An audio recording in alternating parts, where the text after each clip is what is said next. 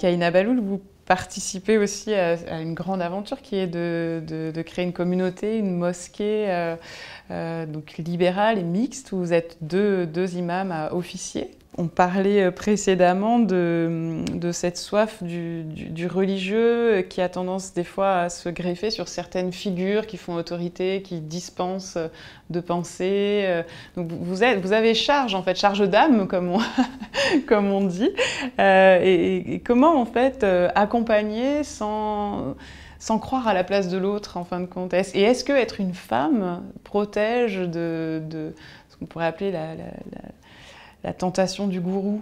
Je ne sais pas si c'est vraiment le fait d'être une femme qui protège contre la tentation du gourou, mais c'est peut-être surtout le fait de s'écouter, d'écouter sa sensibilité féminine et de se dire qu'en tant que femme, je m'autorise à faire différemment. Parce que moi, cette tentation du gourou, j'en ai fait l'expérience, mais ailleurs. Alors, c'est pas la tentation du gourou, mais par exemple, le management en entreprise, je l'ai vécu aussi, subi. Souvent, les femmes, on les voit reproduire des schémas qui existent en réalité, qui s'inspirent de la domination patriarcale. Donc ce sont des schémas très masculins et les femmes croient devoir adopter ces schémas-là pour pouvoir voilà,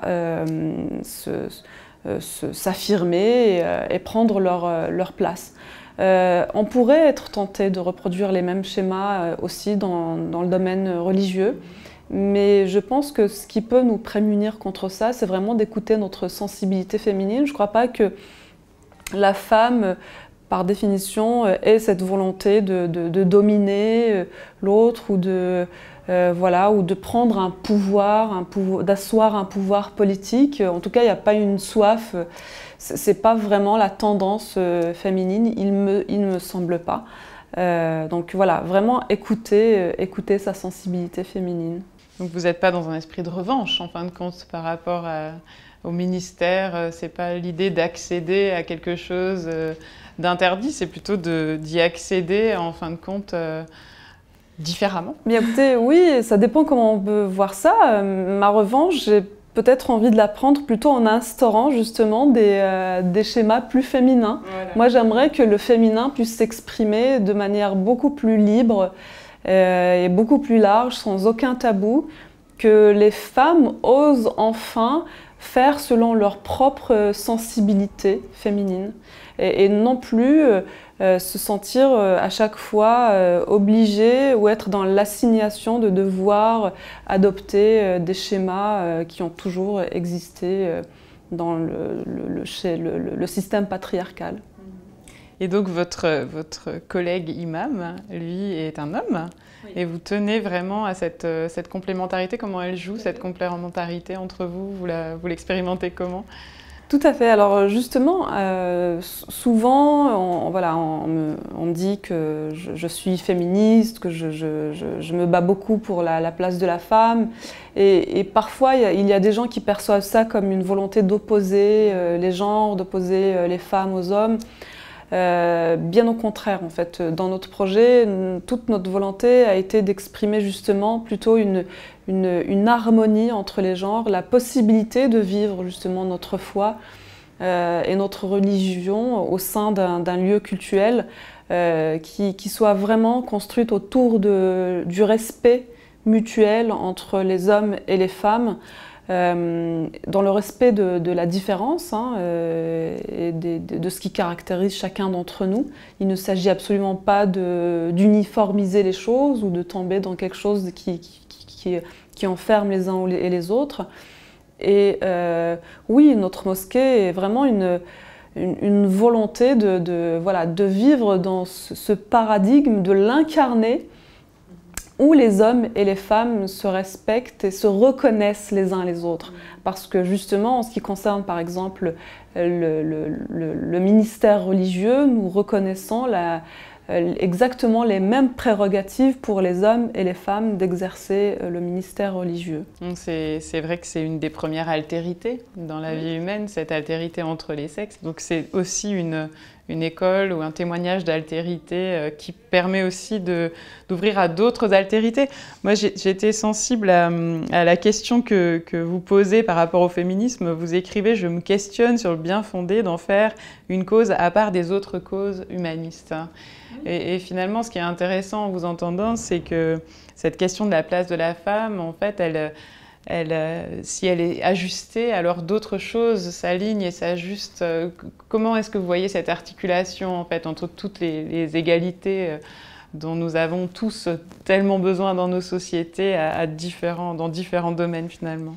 Eh bien oui, je pense que cette question de la femme, la place de la femme dans une société n'est que révélatrice en fait de tout un tas de mécanismes justement qui sous-tendent à l'organisation de nos sociétés, aux fondements qui la construisent.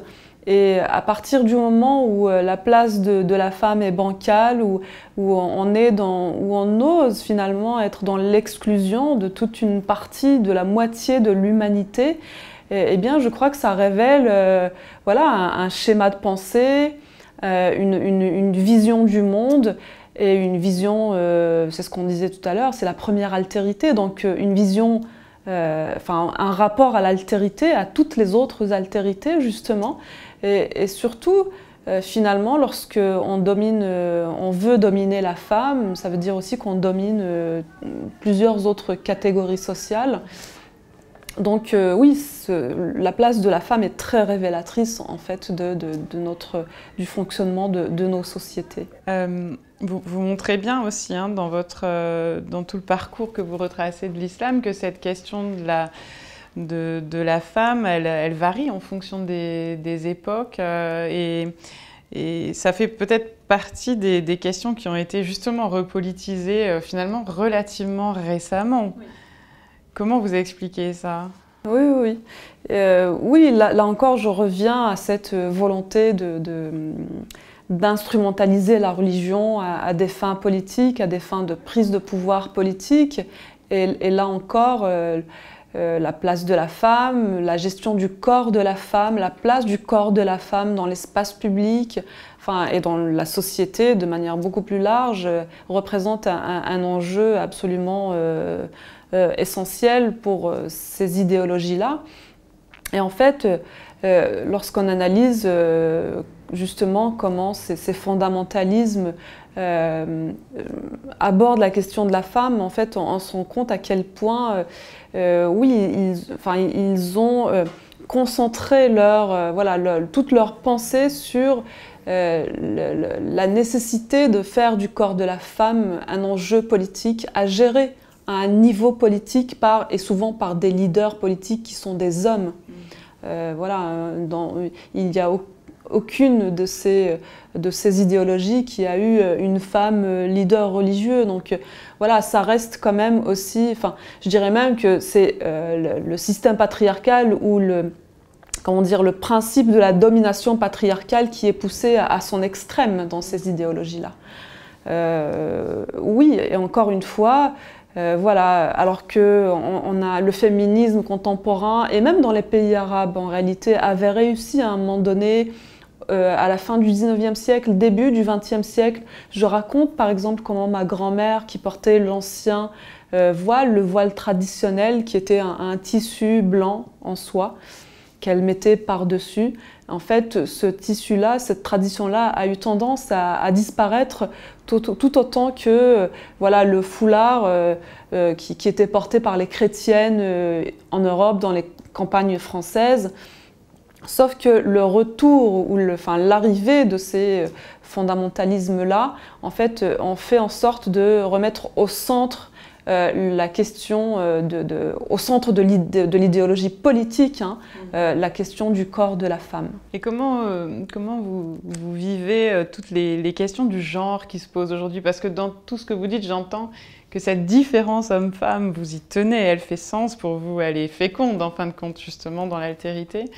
Et cette question aujourd'hui d'un genre, de revendication autour de la possibilité de ne pas genrer ou de ne pas s'identifier Comment est-ce que vous le relisez, vous, par rapport à tous ces enjeux-là aussi? Eh bien, je pense qu'il faut respecter la volonté de certains individus de ne pas être assignés à un genre, si eux-mêmes ils le vivent pas en tant que tel. Ils doivent certainement avoir une psychologie, une physionomie qui fait qu'ils ont ce besoin de vivre les choses de telle manière. Je pense qu'il faut le respecter. Mais d'ailleurs, même dans les traditions religieuses, alors ça peut paraître paradoxal, mais on reconnaît l'existence d'un troisième genre en réalité. Dans la jurisprudence musulmane médiévale, oui, on reconnaît l'existence d'un troisième genre.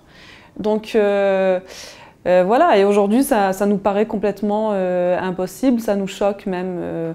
Moi je pense qu'il faut respecter voilà, la dignité de ces personnes-là, de pouvoir se définir par elles-mêmes. Ça fait aussi référence à des...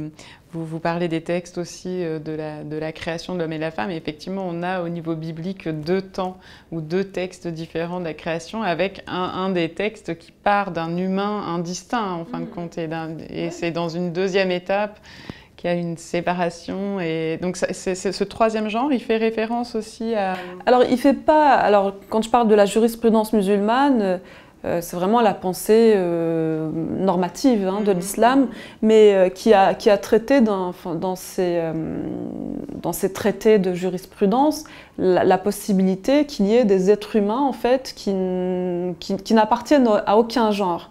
Mais oui, mais je pense que cela peut effectivement remonter à ce premier être humain. On peut tout à fait le remonter à cette origine, à cette première source. Où on le voit maintenant dans les études contemporaines, quand on essaye de relire les textes, là je vais parler du Coran parce que je connais vraiment les versets qui parlent de cela, qui parlent de la création de ce premier être humain. Eh bien, dans ces versets coraniques, cet être humain n'est pas défini dans son genre, on ne sait pas s'il était un homme ou une femme. Alors les lectures patriarcales durant des siècles nous ont dit que c'était un homme, mais en réalité, lorsqu'on revient au texte lui-même, il ne nous le dit absolument pas. Donc on parle d'un être humain androgyne, de nature androgyne, et on trouve aussi ces lectures-là dans le judaïsme et dans le christianisme.